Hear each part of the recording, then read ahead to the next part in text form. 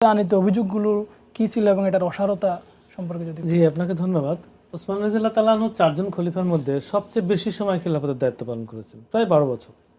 প্রথম 6 বছর শান্তি সমৃদ্ধি ছিল রাষ্ট্রে, কিন্তু পরের 6 বছর ইহুদি খ্রিস্টান চক্র এবং কিছু দুষ্ট চক্রের কারণে রাষ্ট্রে বিশৃঙ্খলা তৈরি হয়ে যায় এবং তার বিরুদ্ধে নানা ধরনের অভিযোগ নিয়ে আসা হয়। সেই অভিযোগগুলোর মধ্যে 3টা অভিযোগ খুবই উল্লেখযোগ্য ছিল এবং তিনি একজন মাজলুম খলিফা। কিভাবে?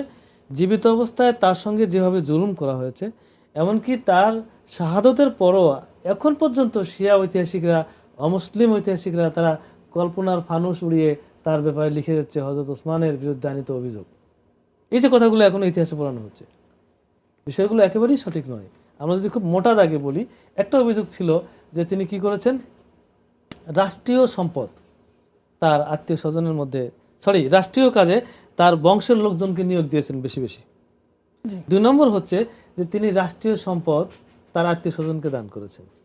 3 নম্বর হচ্ছে যে তিনি বিশিষ্ট সাহাবী আবু যর গিফারী রাদিয়াল্লাহু তাআলা আনহুকে মদিনা থেকে বহিষ্কার করেছেন। আমরা যদি সত্য ইতিহাস দেখি, ওসমান রাদিয়াল্লাহু তাআলা আনহুর শাসনামলে 24 জন গভর্নর ছিল, শাসক ছিল। এই 24 জনের মধ্যে তিনি উমাইয়া বংশের ছিলেন। উমাইয়া বংশের মাত্র 5 জন লোক ছিল। তো উমাইয়া বংশ অন্যান্য বংশের চেয়ে অনেক বড় ছিল।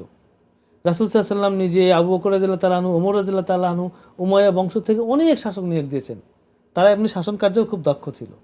তো উনি যখন শাহাদত বরণ করেন সেই সময় এই 5 জনের মধ্যে মাত্র 3 জন জীবিত ছিলেন।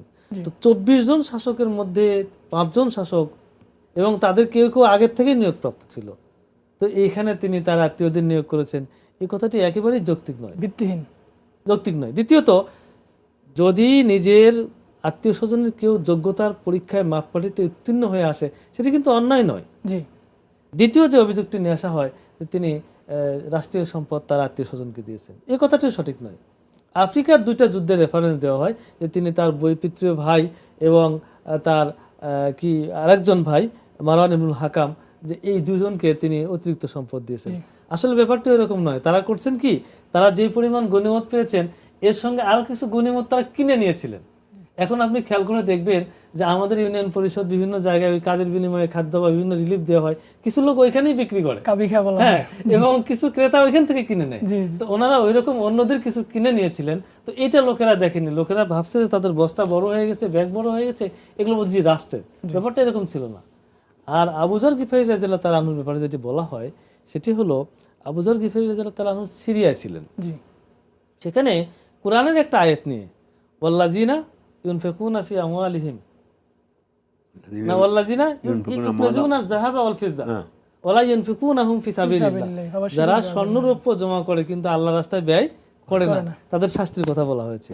তখন তিনি সেখানে সিরিয়ার গভর্নর মুয়াবিয়া রাদিয়াল্লাহু তাআলা আনহুকে বললেন যে ধন সম্পদ জমা করা যাবে না, কারণ রাসূল সাল্লাল্লাহু আলাইহি ওয়াসাল্লাম জমা করেন নাই। তখন মুয়াবিয়া রাদিয়াল্লাহু তাআলা আনহু তাকে বললেন যে না, যাকাত আদায় করার পরে জমা করা যাবে, কিন্তু তিনি তার সঙ্গে একমত হতে পারলেন না। বরং তিনি যখন এটা প্রচার করতে থাকলেন, কিছু গরিব লোক তাকে সাপোর্ট দিতে লাগলো, দিন দিনে এই একটা দল ভারী হতে লাগলো। তখন মুয়াবিয়া রাদিয়াল্লাহু তাআলা আনহু চিঠি লিখলেন ওসমান রাদিয়াল্লাহু তাআলা আনহুর কাছে যে তাকে যদি একটু এখান থেকে ফিরে নেওয়া হয়। তখন খলিফা তাকে চিঠি দেওয়ার পর তিনি মদিনায় আসলেন। কিন্তু মদিনায় আসার পরেও একই অবস্থা, গরিব লোকেরা তার খুব অনুসরণ করা শুরু করলো যে সম্পদ যদি জমা না হয় তাহলে এগুলো তাৎক্ষণিক বন্টন করে দিলে গরিব লোকেরা পেয়ে যাবে। তখন খলিফা তাকে বললেন যে জাকাত দেওয়ার পরে জমা করা যাবে, কিন্তু তিনি একমত হতে পারলেন না। তখন খলিফা তাকে বললেন যে আপনি যদি একটু মদিনার বাইরে যান। উনি কিন্তু স্বেচ্ছায় রাওয়াজা নামক স্থানে চলে গিয়েছেন।